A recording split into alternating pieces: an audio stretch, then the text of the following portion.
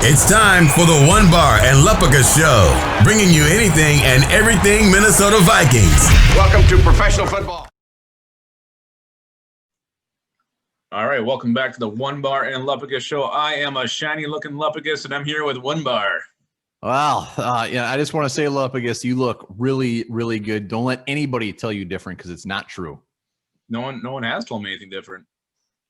I think you look really nice. It was for a fundraiser, so I did what I had to do. You're a good guy.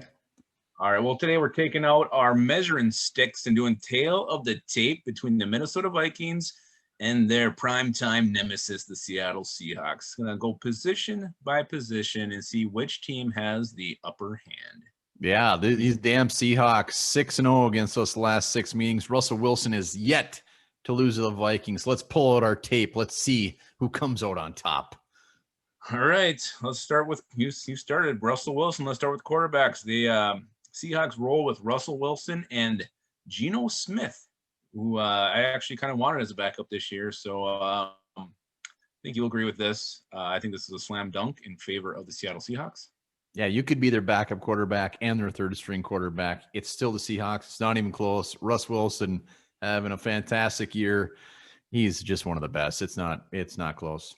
Yeah, you could call him the MVP of the NFL right now. He's right up there with Mahomes, Rodgers, all the guys who are playing very, very hot at the moment. Wilson is just on fire right now. Let's move on to running backs.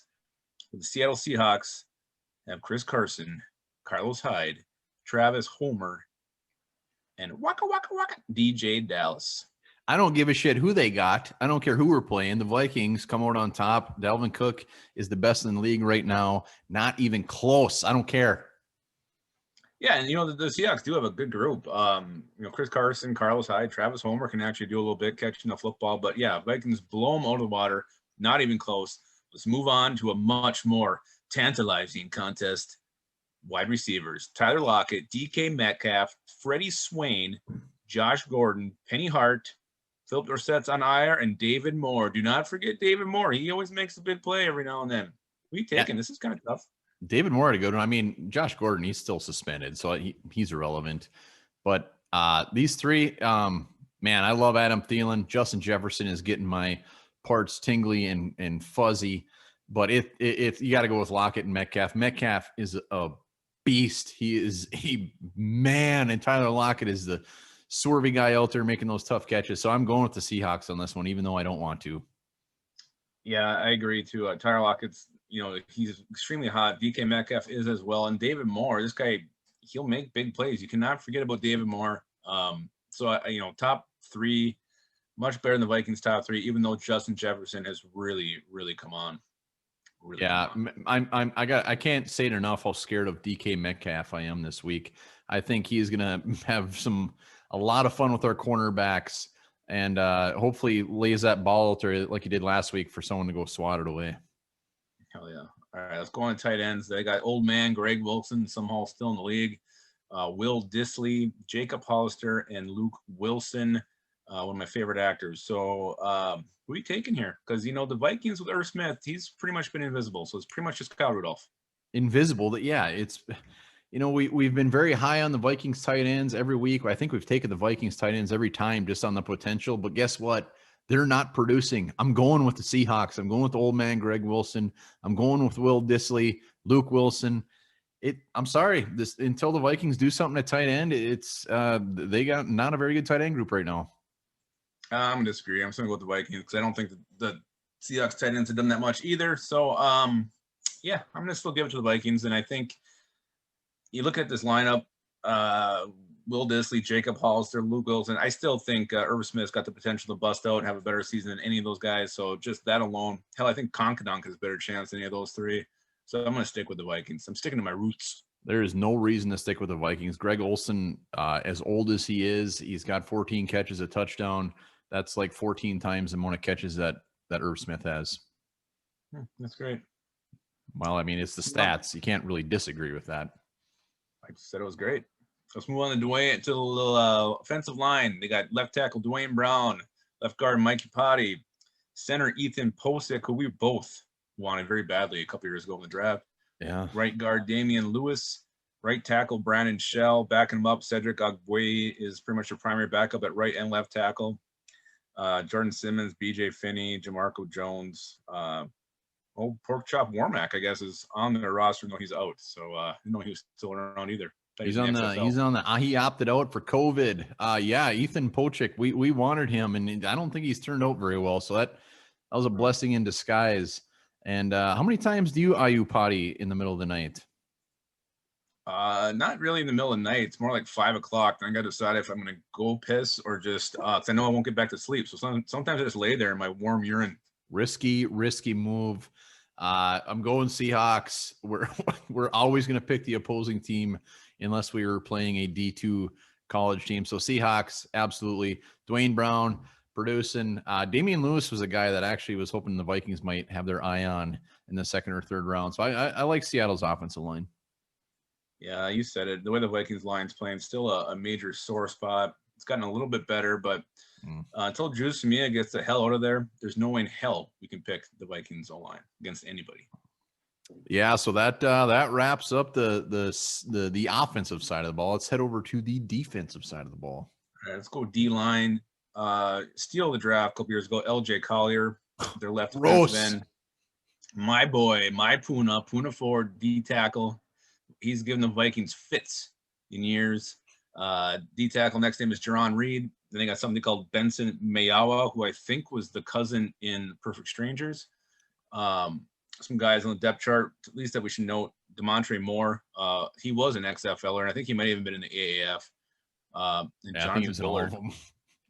Yeah, I think he was too. And their rookie Daryl Taylor, did he opt out or is he out? I don't know, but he's on. I think he was like their second or third round pick, and he ain't playing this year. So again, not great on the ends, but I do like their middle. Yeah, just like you, their middle is very good. Puna Ford, Jerron Reed, and Collier. You know, I think he had a decent game in week 2. I saw some highlights of him. Weird pick.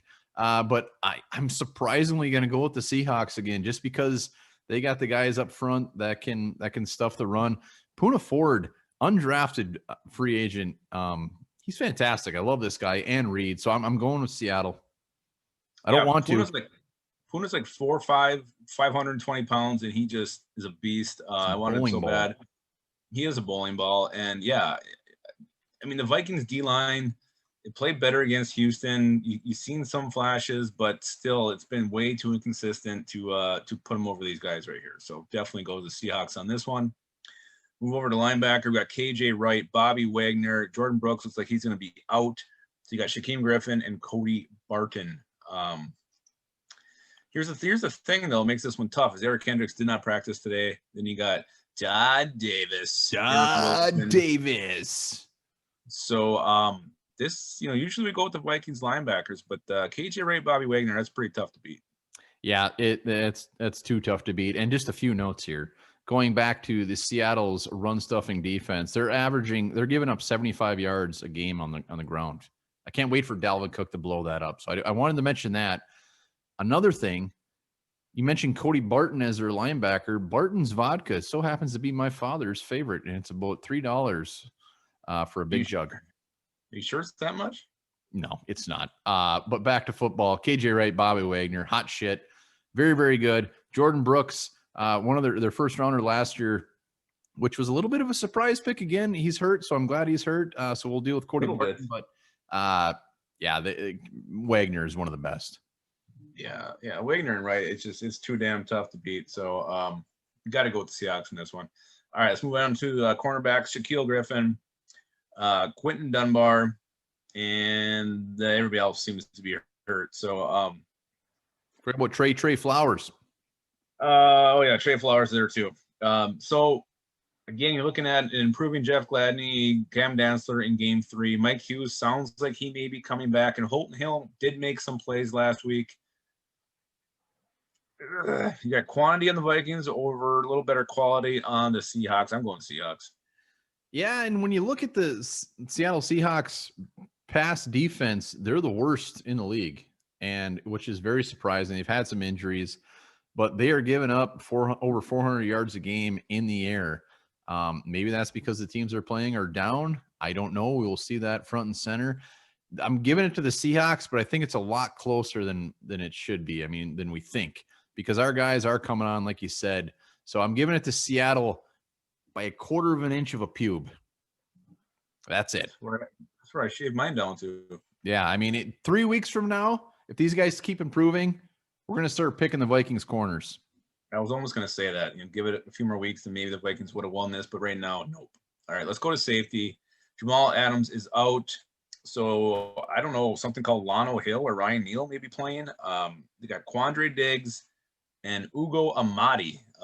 Marquise Blair got hurt a couple weeks ago. He's going to be gonzo. So this is maybe why they're getting up 400 yards in the air every game, because their safeties are shit. Quandre's pretty good. I shouldn't say that. Hey, you gotta watch the Sculling with the Enemy, where we had a guy on from field goals. He was fantastic. Alistair Corp, where he talks about Delano Hill, and he does not like him. He does not like him for one reason. It's because he sucks. So he said, if he's on the field, get very, very excited. Nice. So I'm going Vikings. Yes, absolutely. Yeah. I mean, hopefully Harrison Smith doesn't get thrown out again. And yeah. All right, let's go special teams quick. Kicker Jason Myers, punter Michael Dixon, punt returner David Moore, Travis Homer, kick return, and their long snapper Tyler Ott. And I think Tyler Lockett also does a little returning from as well. So using some key components of their offense here, but Michael Dixon's a pretty damn good punter, and to me, he pushes this to give this an advantage to the Seahawks. Yep, I give it to Seattle. The Vikings special teams has I would say has been safe. I don't know what word you call it. They just haven't been great. They've been average at best. So Seattle, they got some good players. Yeah, there's not much. It's just not sexy. Vikings is just kind of bleh. So I think I wasn't keeping score here, but it's pretty clear that this goes to the Seahawks by quite a large margin. Large marge. Yeah, Seattle. That's why they're 4-0. They're going to be a very, very tough team to beat on Sunday. And that's why they're pretty well loaded. Yeah, they're just a hell of a good team, well coached. They always play us tough, but I think the Vikings are going to play them tough this Sunday as well. So we'll get into that later this weekend, probably on location somewhere. We'll be on location, and that is our tale of the tape. Zip. You ever just suck back that measuring tape and just snap yourself so hard in the finger? Hurts like hell. Moron. All right, so that was the tale of the tape. Here's a little tale of something you maybe didn't know. In ancient Egypt, cats were worshipped, and killing one was punishable by death.